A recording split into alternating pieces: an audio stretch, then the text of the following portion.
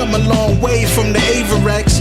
From the days when we had to make the waist stretch. Now it's Vacherons and all the Marble K sets. You wanna get money with me? Say less. Say less. Say less. You wanna get money with me? Say less. Yo, what's poppin', people? Welcome back to Say Less with Kaz, Low-Key, and Rosie. It's your boy Kaz here once again, and today, once again, it's a me and you vehicle. You already know what time it is when it's just my thoughts, ladies and gentlemen, just what I was feeling at the time. Rosie will be back from vacation very, very soon, and she'll be back here on the next episode. But for today, let's talk about it, man. I was on my way in here to the studio. It's a Friday afternoon, and the beautiful thing about recording on Fridays is a lot of times I get to come in here with a fresh thought, a fresh take on some brand new music, which is great for a podcast like this because there's not a whole lot of places that I feel comfortable speaking about music. And anybody who's known me, it's weird because a lot of folks that I've come across in my career know me for my wrestling stuff, for my basketball stuff, but obviously my first love, my first foot into the door of my media career was always through music and through the lens of hip hop. And coming into this studio today, I was like, oh man, Carter 6 is about to drop. All right, we're going to put that on, right? But usually before I get to my Spotify app, I get to scrolling, I get to see on Twitter, I get my group chats. And before I even woke up, before I even got the opportunity to be happy to listen to a brand new Lil Wayne album, boy, the takes were out. And let me tell you, right, like what makes this interesting is because Lil Wayne is a legend, right? One of the greatest of all time. When you talk about peaks, when you talk about the people who have had the highest peaks in hip hop history, you got Eminem, right? You got Drake, you know, Jay-Z. I'll say post-retirement Hove. He was pretty massive. And of course, you got to put Lil Wayne in there. Lil Wayne and his moments. I wouldn't say moment, but his moments as one of the top grossing, highest performing, critically acclaimed, incredible talents hip hop has ever seen. I'm a massive Lil Wayne fan. So you could only guess my excitement getting ready to turn this album on. And boy, like I said, before I even had a chance to turn the album on, opinions from people I respect highly weren't even clowning the album. Like, clowning an album takes a little bit of effort, right? Like, it takes some sort of like disrespect level to clown an album. I was getting reports back from people that I respect that sounded like disappointment. And disappointment is way worse than being whack, right? Like, first off, the rollout was iffy off first step, right? Like, first, the Thursday before, there's track list leaking around, and there was like a article or an Instagram feed page, Twitter page, whatever, that said, confirmed by Sports Illustrated and other outlets, Drake will be on the new Carter 6 album. And to add to that fuel to that fire, Academics gets on stream and he's like, yo, got all these people on the album, got Drake feature on here, and then he ends it with saying, hi, Kendrick, or, you know, gassing it, thinking like, oh man, here we go again. We're going to get another round in the Drake-Kendrick beef with Lil Wayne being a part of it this time. And before that could even escalate, the actual track listing leaks out, and Drake is nowhere to be found. And even worse off, the track list set off alarms before I could even like get ready to listen to this album. The features: Jay Jones, Big X the Plug, which I don't mind; Jelly Roll, Big Sean, which I don't mind; 2 Chainz, which I don't mind.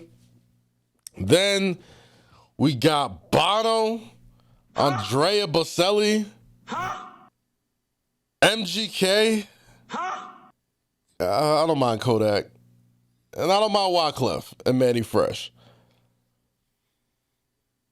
But Bono? All right, so let's talk about this.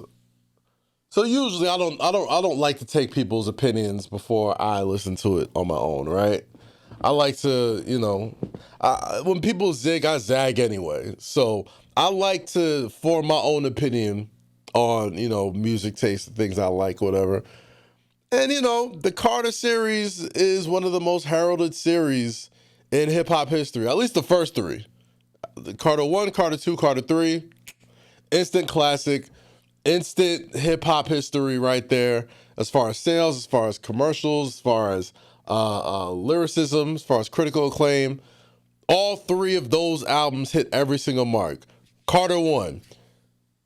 The child star goes into his own, starting his own series. Wow, he's more than just the guy doing the ad-libs on Drop It Like It's Hot. This dude could really rap his ass off. Eyebrows Ways. Dedication series starts. In between the dedication series, Carter 2 drops. The release of the Carter 2, I have to say as a rap fan, is one of the most enjoyable rises to prominence I think I've ever seen in hip hop. If you remember correctly, Carter 2 came directly following the dedication series, and Wayne just elevated to a whole nother level of prosperity, whether it was, and everything about Wayne just became like it. Right? Like it's weird to explain to folks who come in from a social media generation where it seems like everybody sort of can have their own sort of echo chamber of fame and prosperity and all that type of stuff. But back in the era of rollouts, back in the era of having to sell the album on the album release day and having to work the album, it felt like everybody had their moment in the sun to shine. And Wayne's moment in the sun to shine when Carter 2 dropped. And you gotta remember the timing around it. Jay-Z had just retired. It was really up for grabs. And Wayne was going around calling himself the best rapper alive. As a New Yorker, I could speak for many other New Yorkers when they say, a guy from New Orleans claiming to be the best rapper alive, since the best rapper retired. Even that is a little blasphemous, because I'm like, what is he talking about? But Carter 2 dropped, and boy, oh boy, did I believe that Lil Wayne was the best rapper alive. Carter 3, Megatron bomb. I mean, just absolute, just commercial success, hit records. Wayne is a bona fide megastar, sells 1 million copies first week, just absolutely, undoubtedly, Lil Wayne has become the man. Let's fast forward to 2025. Carter 6 dropped today.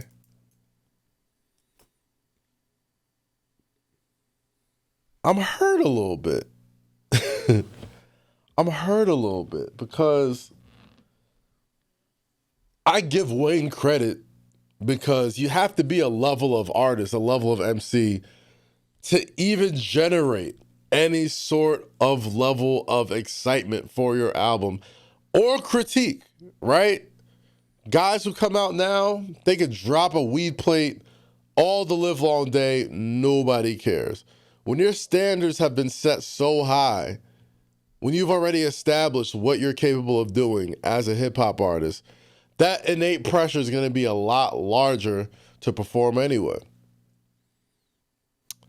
And I know I've gone on record of saying, hip hop is the only genre where we try to force our OGs out, force our legends out. It's a young man's game. Nobody wants to hear you, old man, yada, yada, yada. I get that. And I'm not saying Lil Wayne needs to get out the way. But it's albums like this, and I'm not even just saying it just because whatever, but like just on the listening, I mean, there was some good songs on there. I liked hip hop. I liked a couple of records on that joint. The joint with Jelly Roll and Big Sean on there was pretty good. The Manny Fresh record was solid. But the whole point of the Carter series is that they all felt cohesive. They all felt like there was a mood in the album. Like every album, they didn't really tell a story, but it kind of felt like we got a glimpse into Lil Wayne's, at least his ideology. Whether it's something very low level, nothing that deep, like drinking lean and partying or whatever, or growing up in New Orleans or whatever, to just life becoming a megastar. And on top of all that, forget the content. At the bare minimum, those songs sounded good. You can talk about whatever you want.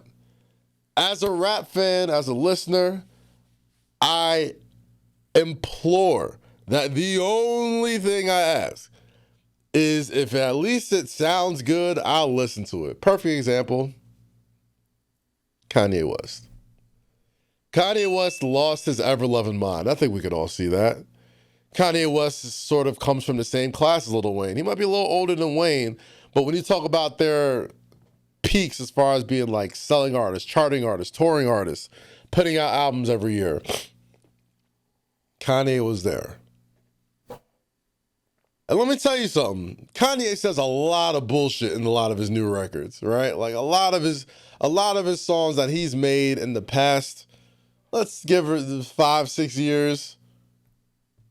Whoa, what the hell is this guy talking about? But at the very bare minimum, they sound good, right? Like they're produced well. Like he hasn't necessarily lost his ear for beats.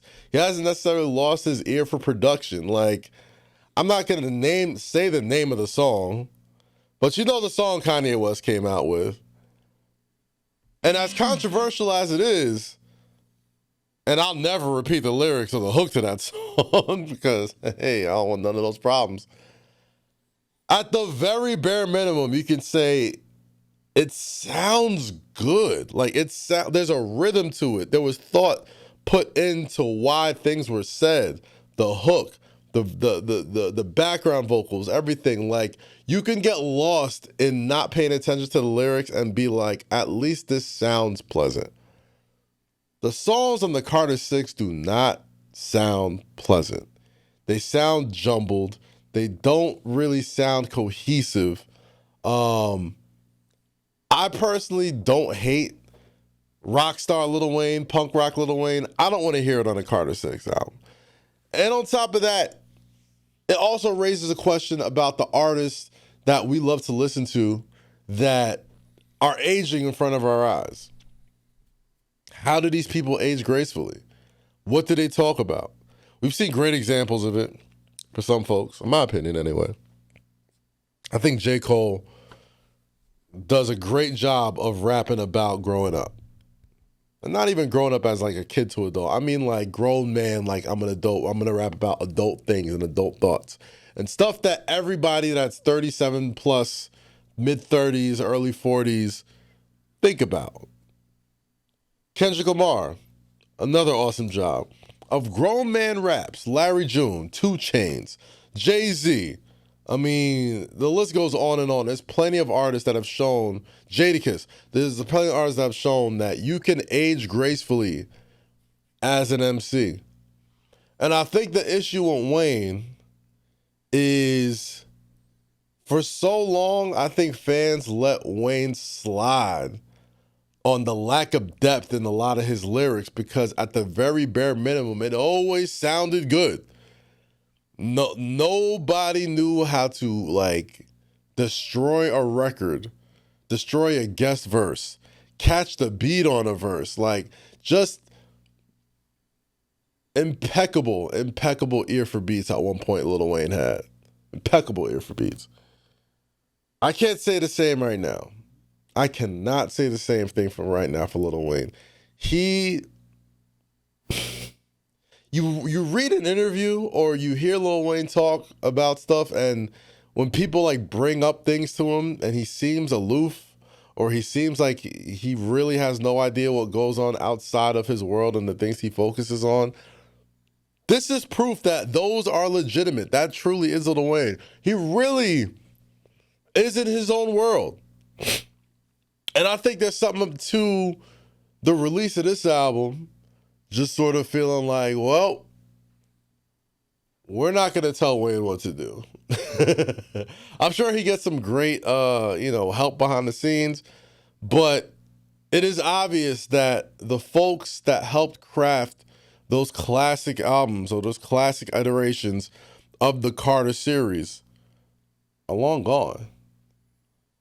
And it raises the question on how do you age gracefully in hip hop? Especially when a ton of your music has always been about being young, being flashy, living a fast life, And even the songs that do have a little bit of depth, it's like a toe in the water and jump out. It's like you hear, like there's some grandiose production on Carter 6. I'll give you that. There's certain moments where you feel the beats coming in or you feel the instruments coming in and you're like, all right, this is going to be something. All right, it's going to start off strong. And then it just sputters. But that doesn't take away from the greatness of Lil Wayne, right? Like Lil Wayne's one of the greatest of all time. But I don't want to stop hearing music from Lil Wayne. Like I don't want to live in a world where like my favorite artists and MCs feel like they can't put out music because nobody's responding to it or they're responding to it differently than they did in years past. And it's hard as a fan to want to force an artist to be like, yo, man, it would be nice to hear you rap about some real shit. Some real life living you're doing, Even if it ain't for you, for the listener. J. Cole could be bullshitting me when he's talking about rapping about folding clothes. Kendrick could be bullshitting me when he's talking about living life with his kids and his wife and all that type of stuff. Larry June could be bullshitting me. But I feel it. And that other 20% out of the 80% of people who live regular ass lives, like the stuff that's being rapped about, relate to it too. So it's weird, man. Like Carter 6 was not good. It's damn near disappointing. There was some moments. There was definitely some moments, and it definitely feels like that's a theme for Wayne projects lately, right? Like, put out a bunch of records, 2 or 3 of them joints is gonna go, and then we're gonna discard the rest, right? Whether it's the Holly Grove project or the any of the solo projects that Wayne's put out that's not Carter, it's gotta. I mean, you tell me, guys listening at home, like, do you like hearing artists like rap about like relatable things? Do you want to live in the fantasy land? Do you want to have that 3-minute to 5-minute escape into the world of Lil Wayne or the world of your favorite rapper that you'll probably never live? Like, because that's fine too. But I will just say with this iteration, man, and the timing of it, right? It's like, man, Lil Wayne was devastated that he couldn't perform at the Super Bowl this past year in New Orleans. Devastated. And you would think that the album that he would follow it up with, or at least the album that would have some songs that he would end up performing on the Super Bowl on that album, you would think he would come with more fire. And as a lifelong Lil Wayne fan, as a career-long Lil Wayne fan, I've known him my whole life, but as a career-long Lil Wayne fan, Wayne didn't make the argument any harder for why he did not perform at the Super Bowl this past year. He did not, like, that was his opportunity to put out a project. Folks to be like, yo, this shit is incredible, man. Like, not saying folks would have been like, man, we really missed out on Wayne performing at the Super Bowl. I still think there's always going to be a section of folks that wanted Wayne to perform at that Super Bowl. But it's like, man, this is where you sort of figure out where you stand in the game. I think Wayne's at a crossroads right now. You know, he is one of the youngest OGs out there. He started at a super young age, but he's lived what feels like 30 rap lives already. But he's still relatively young. So what do you do? I know it's got to start with some better music. I know you got to lock in, Wayne. Like, I think with Wayne, if I was Lil Wayne, man, we heard the Manny Fresh record on there. Like, and I know it's easy for folks to be like, oh, why don't you just lock in with Manny Fresh for 15 songs and make an album? But I do think Wayne would benefit a lot from locking in with one producer and catching a vibe together. Nas did it with Hit Boy. You know what I mean? 2 Chainz and Larry June did it with Alchemist. You know, you could get a lot of, I feel like a lot of our older artists, you gotta sell us immediately on the ambiance first. I guess you could sell me on the Carter series. You could be like, all right, it's Carter album. It's gonna be good. He's gonna put out his best shit. Everyone's gonna be on it.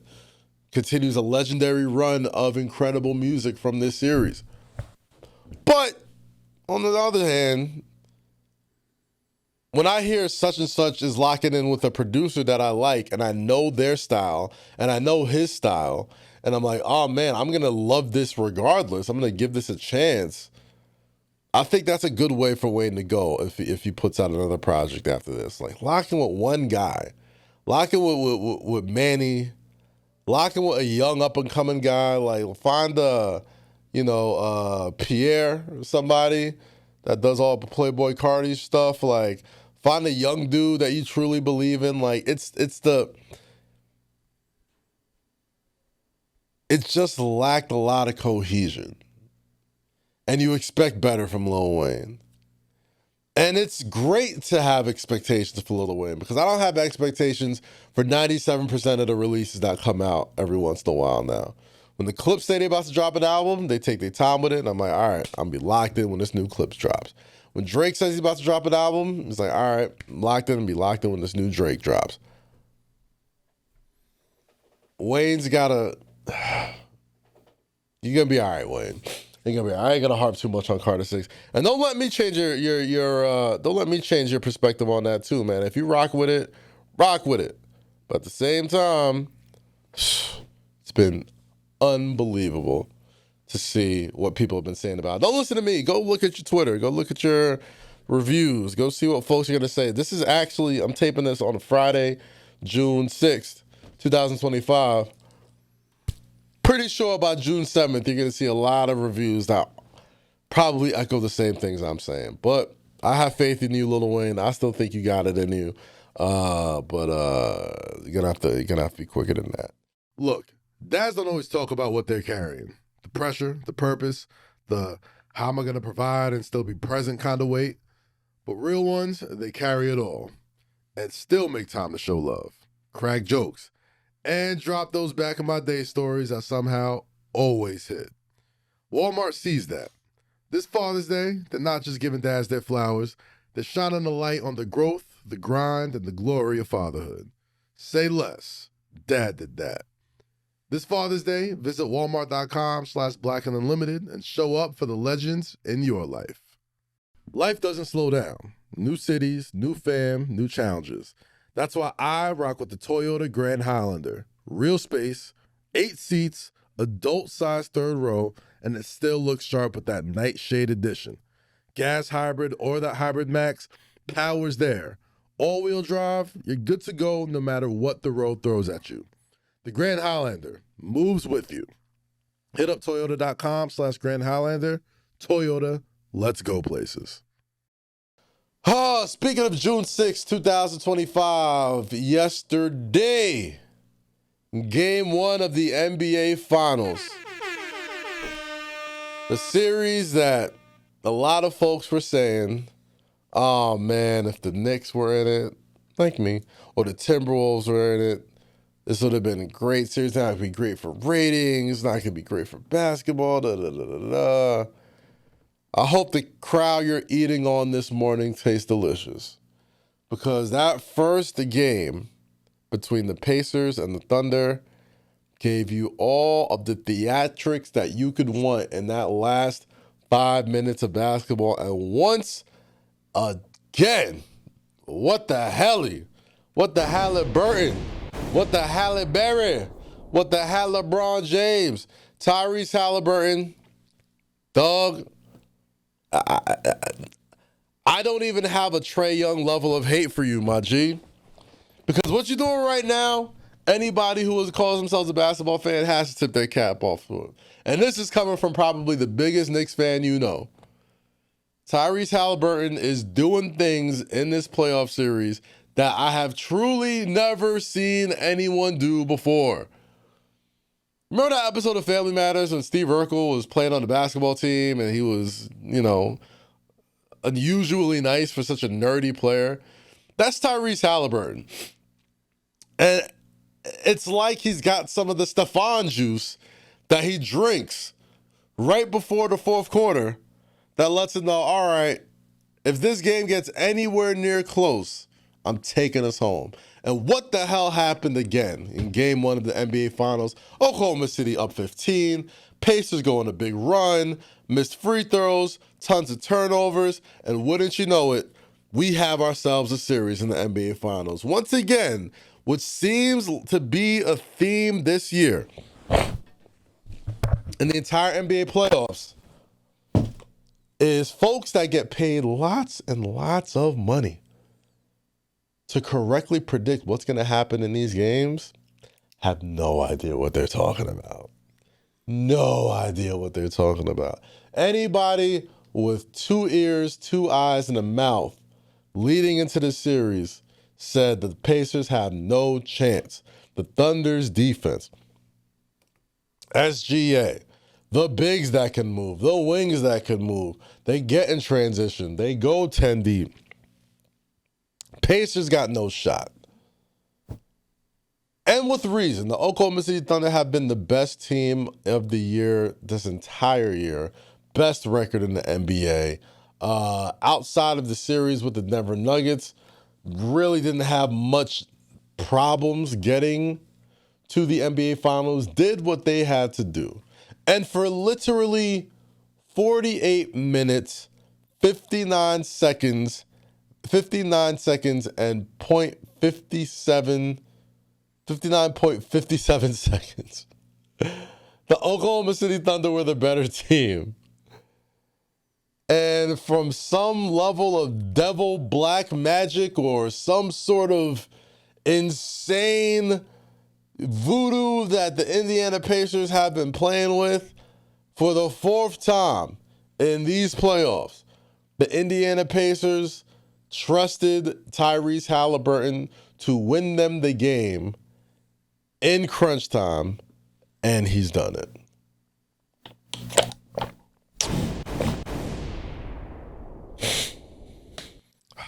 All the hater bones in my body, I couldn't even muster up enough hate for this guy. It's the face, it's the skipping, it's the dancing, it's the funky form, it's the non-sexy dribble, but boy is it all effective, and boy is it all tough to cover. Tyrese Halliburton has rewritten the entire story on his career, the NBA, and these NBA Finals in one postseason. Overrated? Can't call him that. Probably a little underrated if you ask me. One of the best point guards in the game? Absolutely. It's a 3 to 4 horse race in my opinion, and he is absolutely in there. But last but certainly not least, he wins. The dude just keeps winning. And a series that everybody thought would be over in 4 or over in 5 is at least going to 5 as of this recording. This could be very much Allen Iverson against the Los Angeles Lakers. They could steal one game and then, get mopped for the next 4. It's possible. But do I see it happening? Absolutely not. Leading into this series, I said, man, the only reason why people thought that the Indiana Pacers were going to get stomped out by the Thunder is because I don't think anybody in media truly respects how good this New York Knicks team was. They were a lower seed. They lost in 6. They fired their coach. Oh, clearly the Knicks must stink.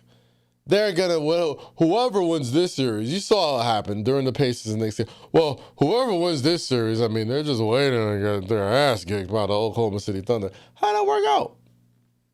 How did that work out? I'm not an Indiana Pacers fan, but I'm a fan of being right.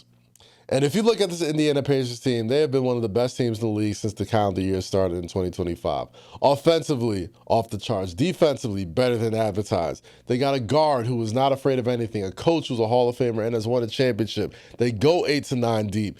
Everybody in there can create their own shot. Andrew Nembhard looks like the second coming of a baby Damian Lillard with his snatch step backs that he's hitting on Shai Gilgeous-Alexander. I mean, the Pacers are legit. What more do you want? What more proof do you need? What higher platform do they need to perform at for people to understand that this is real? This is absolutely real. The way they get up down the floor, they create so many possessions that you can have over 15 turnovers in the game, which you probably lose 99% of the time. But when you're creating so many opportunities, creating so many possessions, giving yourself so many chances to right the wrongs that you make throughout the game, anything is possible.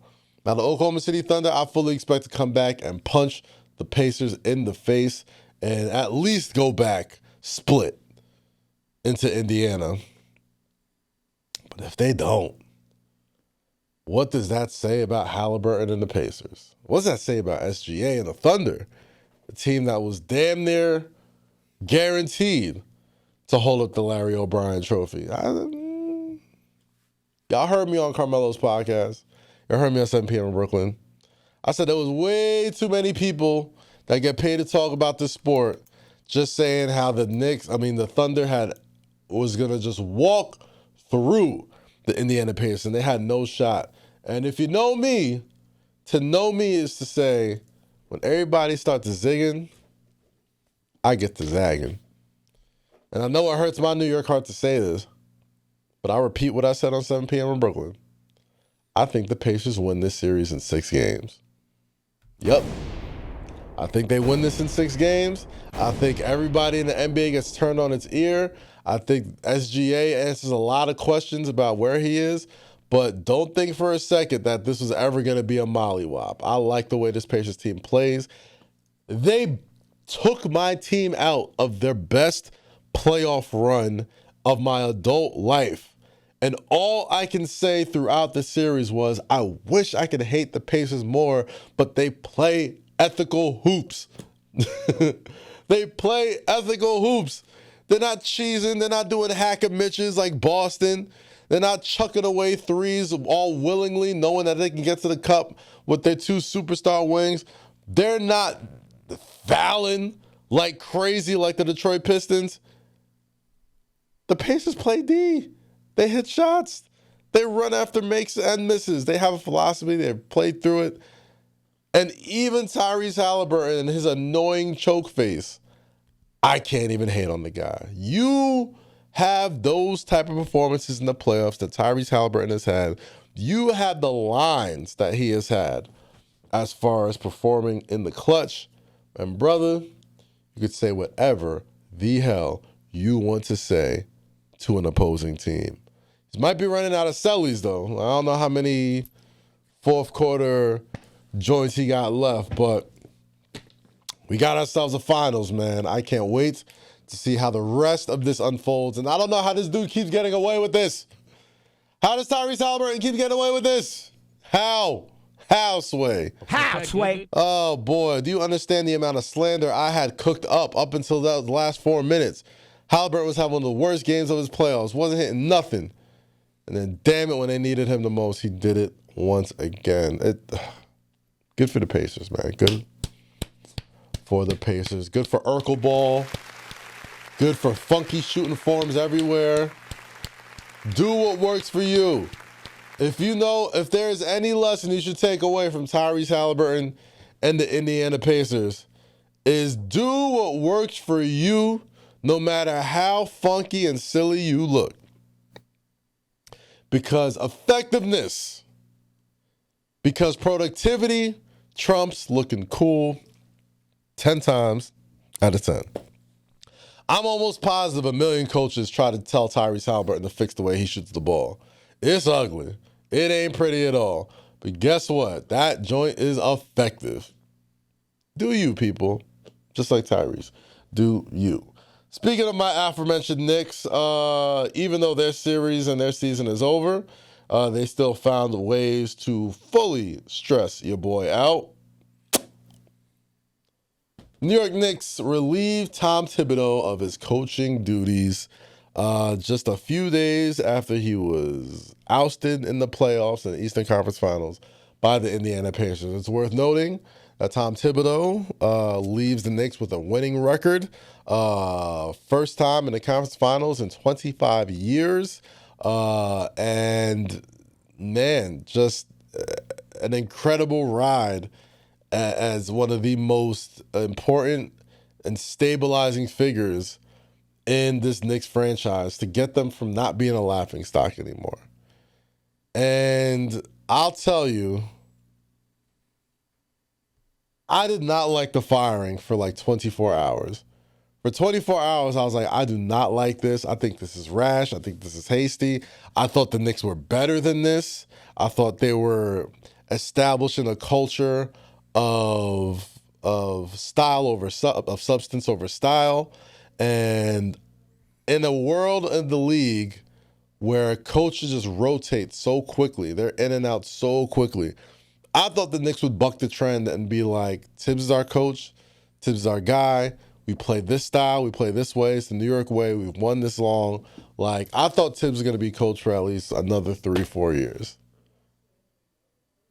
But the more I think about it, and the more I keep seeing Tyrese Halliburton hit that damn two-pointer that bounced 50 feet in the air and dropped right in a comeback that should have never even been a comeback anyway. As much as I love Tibbs, I got to say to myself, man, somebody's head had to roll after that. And unfortunately, it was Tom Thibodeau, you know? So, funny enough, social media gets social media in the next day. And who went out partying in New York City just a day or two after the playoffs ended and hours before Tom Thibodeau was fired and the news was released to the public? Your New York Knicks. Living it up, having a good old time. And funny enough, this is the funny thing about basketball fans and Knicks fans.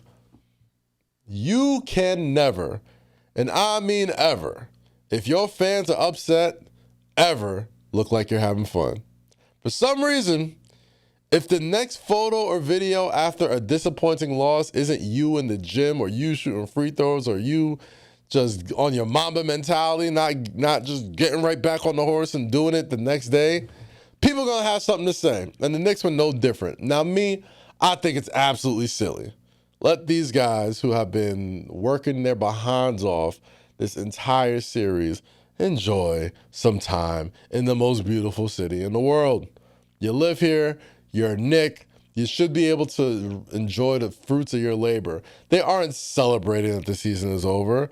The season was, by almost every account, a success on the Knicks. If you would have told me in the beginning of last year that the New York Knicks were going to be 2 games away from the NBA Finals, have 2 All-Stars, 2 All-NBA guys, and you just and you knock out the defending world champions from the playoffs, and it's the Boston Celtics, I'm signing up for that 8 times out of 10. Now, the last 2 times I'm not signing up for it is if you do it again next year. Now, with the firing of Thibodeau, you lay expectations at the feet of the Knicks that haven't been as high as this since 1994. You have officially put the New York Knicks in the championship or bust conversation. The Knicks have everything that they need to be a championship team. The East is going to be said to be wide open from every single pundit. But there's one thing that's been stable in the past couple of years at the top of the East. It's been the Knicks, it's been the Cavs, it's been the Celtics. Those are the teams. The Heat might pull up, but not recently. The Magic are on the rise. The Detroit Pistons will be here. The Pacers will absolutely have something to say every single year now. But New York Knicks, man. It's crazy being an athlete in New York. And the one thing I loved about Jalen Brunson before he signed here to be a New York Knick was that he studied Derek Jeter. He studied not just the way he played and how he carried himself, but how he handled himself with New York and with the media. And that dude has been, if you can give A+ for like perfect attendance or perfect sort of remarks when it comes to dealing with the media, dealing with being in New York City, dealing with that spotlight of being the starting point guard for the team with the most ravaged fan base in the entire league, I'd say he handled himself quite well.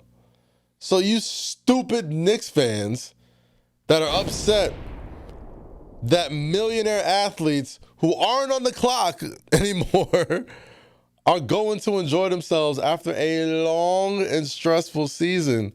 What are you doing with your life? What are you thinking about? What is that? That's not how this works. That's not how any of this works. If you're a Knicks fan, you are supposed to embrace the pull-ups. You got to embrace when your star players pop out, right? Now, very clearly, those photos were taken professionally, right? But as somebody who with working knowledge of how a lot of this stuff works, the Knicks be outside, man. The Knicks be outside. But they do it in a way that you never see it. And a responsible New York fan and a New York Knicks fan knows. You see a member of the team out, enjoying themselves, out in the cut. Don't even bring that drama to their doorstep. But you can tell just by their faces in these pictures that for once, they just said, season's over. Tiz probably just got fired. Summer's around the way. It's New York City. Fuck it. Started posing pictures, all that type of stuff. And you know what, Knicks? Y'all deserve it. Great season. Great playoff run. All eyes are going to be who is going to be roaming those sidelines now with Tom Thibodeau gone. It did kind of give off Ding Dong the Witch is Dead vibes though, right? Like if the timing works out the way you think it works out, we find out the day after, the pictures come out the day before. You could make the argument that they probably all knew while they was taking those pictures that Tom Thibodeau was out of there. We probably knew there might have been a hard and fast rule about Tom Thibodeau with the Knicks going out and enjoying themselves like that and being out in there. There's just something about those photos and the timing of it that kind of gets me feeling like maybe this is what this team needed. They have, as somebody who's worked at MSG Networks for some years, the New York Knicks are one of the most tightly guarded franchises, businesses, teams, structures that I've ever been around. You can't get anything out of the New York Knicks. It is like Fort Knox getting information from them. So when things start to trickle out, the argument in game one before the Halliburton shot between Brunson, Cat, OG, Mikal, comments throughout the series from Mikal Bridges, from Towns, from OG, possibly from Brunson. Didn't have to be negative. They weren't downplaying Tibbs or coach, whatever, but they were put in positions throughout the press scrums, the press conferences, the media, during the media sections of the finals, They were put in the positions to answer questions that honestly could have been answered very simply, but didn't want to throw their coach under the bus. And when you hear reports that it was left up to the players to decide if they wanted Tibbs back, oh, you know it was over. You knew it was over. So shout out to Tibbs, but what? Even though this does stress me out, this does make this kind of fun now.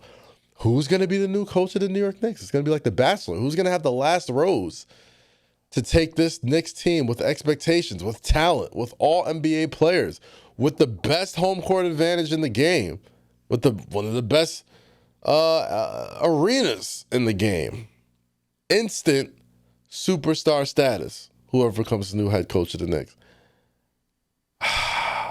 I mean, I've been hearing words about Johnny Bryant, former assistant coach, now assistant for the Cavaliers. Hear stuff about Jay Wright, he's out. Heard about Ime Udoka, he's out. Heard about Jeff Van Gundy, he's out. But the murmurs of Johnny Bryant, Jason Kidd, Sam Cassell, Rajon Rondo, it's a new era of coaches in the NBA. In many aspects, Tom Thibodeau is kind of a dinosaur, a creature from a long-forgotten time, a creature that anytime a poll comes out, an anonymous poll from GMs and players that asks the coach you would least like to play for, Tibbs always cracks the top of the list. And maybe some of that stuff is just old sort of rhetoric from the Chicago days and Minnesota days, because I do think he has changed. But also, there's something not being reported. There's something that we're all missing with the way this whole thing went down. And credit to the New York Knicks for it never becoming a public problem, which we kind of see these things turn into in many instances. Never became public, never really became a messy thing. Some could argue Jalen Brunson specifically and his play kept Tom Thibodeau's seat relatively warm. Never got hot with Brunson and the ball in his hands in the clutch. It was never a cool seat. It was never a seat that Tibbs could be super comfortable with. But the games that he won and the year of constant progression, every single year that Brunson was your point guard, kept the heat off Tibbs for a while. But you look around the NBA, coaches are getting younger. Coaches are much less about the X's and O's and more about the eyes to eyes. How much can you relate to the common player? How much can you relate to what that goes on in their lives? How do you know what they truly need as people if you don't recognize what they go through as a person, not just a basketball player? And I think the Knicks are going to look that way when it comes to head coaching position. Bryant already has a great relationship here in New York. Be a great story for him to come back, take the mantle. Young, great energy. Jason Kidd for the Dallas Mavericks doesn't seem like he's ready to do a rebuild. Cooper Flagg, regardless, he might be a great option. And then you hear about the Sam Cassells, the Rajon Rondos. Like, do you think the Knicks pull a Lakers and get a first-time head coach like J.J. Redick running those sidelines because that youthful energy, that not too far removed from the game energy, playing on the court, mindful of the game, isn't that far off from the players on the team? Rondo's a weird candidate, but the more I think about it, the more I'm like, interesting. Because he does have a hell of a mind for basketball. And anybody who talked to has always said he's been great. He's going to make a great, not good, a great head coach one day. But the elephant in the room is that for the first time in almost 25 years, the Knicks don't just have expectations. Anything less than going to the NBA Finals will be seen as a step back or a failure. Will be seen as, well, we could have kept Tibbs to do that. Would be seen as somebody not getting the most out of this talent. And that being said, who's signing up for that? You got to be built from a different type of cloth to sign up for that in this city. So whoever becomes a new Knicks head coach, I got to tell you, you got a hell of a job in front of you. You got the talent to do it. You got the personnel to do it. And the hell, you got the fan base to support you. Because we're going to support whoever it is. But just know, anything less than a trip to the NBA Finals will be seen as a failure. Crazy to think about. Donald Trump, Elon Musk. I guess the honeymoon is over, folks. They both got on the Twitter machine and the Truth Social machine this past week. Had a lot of not nice things to say to each other. Elon Musk was reportedly given his walking papers from the White House. Tweaking on ketamine, probably, on drugs, something crazy. Trump said, we took away his EV mandate, and he went a little crazy. He went a little crazy, the Elon. And Elon didn't take too kindly to it. And much like the Drake-Kendrick beef, it ended up in somebody being called a pedophile. Which, hey,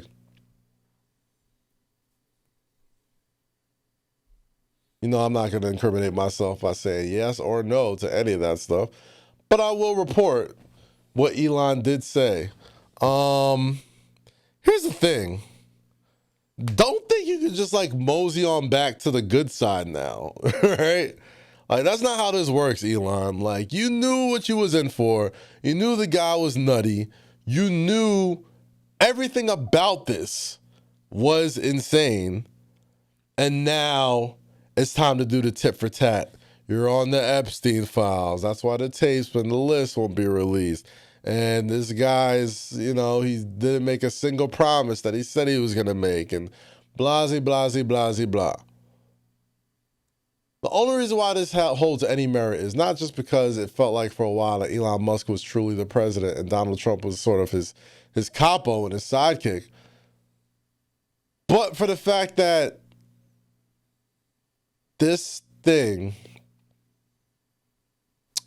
they both lost a ton of money. And when a guy who has a ton of money loses a ton of money and is upset about it, it's got to be a little personal. It's got to be a little personal. So the digs got a little deeper. The stabbing got a little stabbier. And what the hell does it mean for all of us, huh? Elon and Trump beefing. I guess we ain't getting no space taxis or space programs and whatnot. The only thing that worries me about this entire Elon and Trump standoff or whatever is that it feels like the show Paradise is about to take place eventually. Only thing that this confirmed for me is that the powerful, rich, elite politicians are getting ready to leave us here, whether it's going into outer space, whether it's going into bunkers that are ran by AI robots that service for the super chosen or the people that are chosen to live and continue humanity in this new world that will happen after a weather disaster or geological disaster happens on the living portion of this earth. I feel like we all know it's coming. Climate control and craziness as far as temperatures, earthquakes, extreme weather, all that type of stuff. We know the big one is coming one of these days. And we know people like Elon and Trump have been planning for that day, for them to be like, peace, niggas. we're going to go save ourselves, right? That being said, man, I don't know what you do. I mean, do you think you're going to be one of those guys that get chosen to go up into the spaceship? What do you think all this money was getting spent for? It's like, man, we're spending all this money on space because eventually we're not going to be able to live here. And we're going to need to get the hell out of this place and get out of this country, whether it's the weather, whether it's war, whether it's the aliens. Like, something's going to happen that they're preparing for when it's like, we're fucked, guys. It's like Trump's last national address, whatever. It's like, my fellow Americans, we're all fucked. But if you make more than $100 million or you're super smart or super athletic, there's going to be a chair for you in our spaceship / bunker / boat tunnel, wherever the hell we're going. And we're leaving the rest of humanity here to die. They don't care about you. They don't care about us. They care about their wealth, their friends, and what that wealth and that friend can do for them. And let me tell you something. When shit hits the fan, if you ain't wealthy or you ain't one of their friends, you ain't getting on that boat. You ain't getting on that ship. You ain't rolling, dog. And at this point, shoot, Trump might not be rolling himself, right? Like, Elon might be the guy who got his own spaceship. But here's my thing, man. Like, what side do the right-wing grifters take now? What side do they take? Are they rolling with the tech bro? They rolling with Trumpito? I don't know what they doing. But I got to tell you, as a man who loves mess, especially from people, and it's sad. I know it's weird for a man to admit that how much he loves mess. But it's the worst kept secret. The worst kept secret in the entire world. The people who love drama, the people who love back and forths, and oh, you don't gonna let him say that. Oh, you better get him back. Da, da, da, da, da, da. That's guy shit. We'll do that all day long. That being said, man, that's hard to come back from being called a pedophile. I ain't gonna hold you, bro. Like, you on that Epstein list? You want them tapes? You want them, any of them joints that you was, diddling kids and stuff like that? Yeah, it's hard to come back from that. It's bad. It's bad. But you can't help but think, like, all public distractions or public, hey, everybody look over here, that's some incredibly dark shit has probably happened just underneath our noses. It kind of happens all the time. Need a nice little big distraction, a little thing for us to talk about, keep our minds off of things, and fall for a hook, line, and sinker. We all did and do. We'll see how that goes. Guys, I think I'm going to wrap up today's episode, man. Shout out to the Thunder and the Pacers for a great game one. Shout out to Trump and Elon for some funkiness. Shout out to Lil Wayne. Carter 6 was not great, but I still love you, Wayne. I still think you're one of the greatest. And shout out to the Knicks for a great season, man. And let Knicks go party, bro. Like, let them... You see your favorite ball player in the streets in the summertime, like, let them enjoy the summertime, right? The motherfuckers enjoy themselves. It's okay. They earned it. Anyway,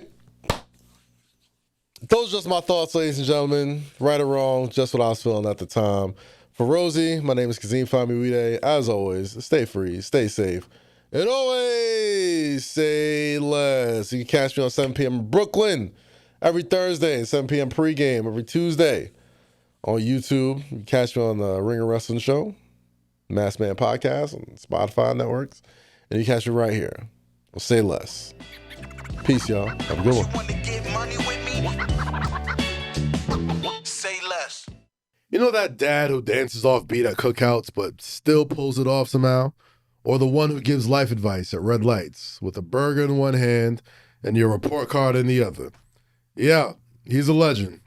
This Father's Day, Walmart is giving that kind of dad his due. The wisdom, the warmth, the weird dad jokes, we're here for all of it. Because dad energy It's undefeated. Certified legendary. Celebrate your legend this Father's Day at walmart.com/blackandunlimited. The Toyota Grand Highlander's got that grown-up energy. Room for the crew, premium interior, and that sleek nightshade edition, clean. Fold down the back and boom, 97 cubic feet of space, plus up to 5,000 pounds of towing and available all-wheel drive. You're ready for whatever. It's the SUV that shows up when life gets real. Check it at toyota.com/Grand Highlander. Toyota, let's go places.